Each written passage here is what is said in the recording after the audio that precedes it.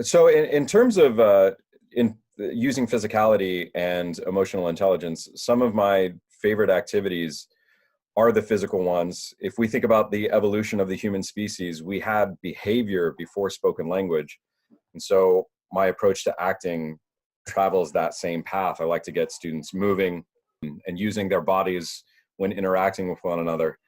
In terms of emotional intelligence in particular, one of my favorite activities is sculpting statues of joy and grief. So you have the students pair up and you say, okay, if you were in a museum and you saw the pose that universally said, this is what joy feels like, what would you make? And you give the students time to shift the person into the pose.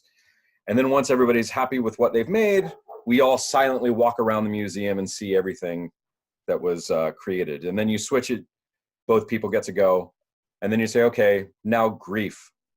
What does that look like? And everybody makes their shapes. And then the conversation is, what are some of the things that you saw when everyone made joy statues? What did you see? And we tend to find that the statues are up, they're open, faces are forward, lots of smiles, perhaps arms open and upward toward the sky.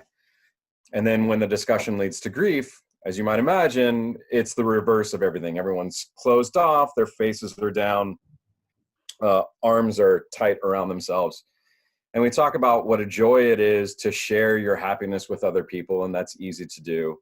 But then when it comes to grief, there are usually at least two different things contributing to those poses. Number one is that when we're grieving, we feel vulnerable, we're hurting, and we don't want to open ourselves to more of that emotion, so we close ourselves off physically.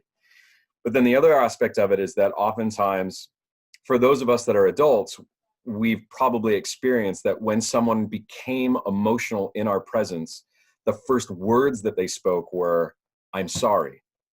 And so there's this prevailing social construct that emotions are bad. You don't want to burden anyone else with your emotions. So oftentimes that also contributes to us being guarded.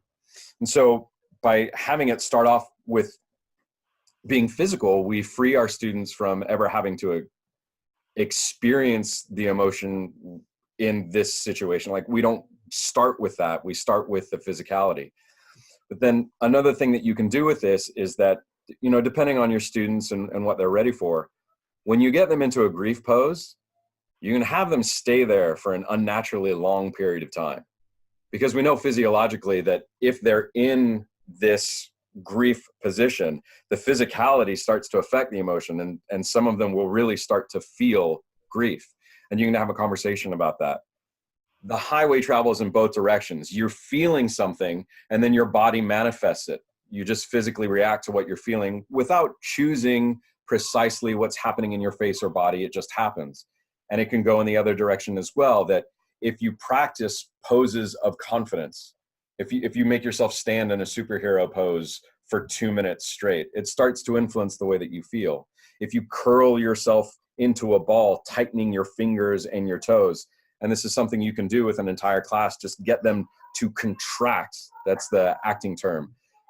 Getting every muscle to contract and breathing through it, they start to have an emotional reaction as well.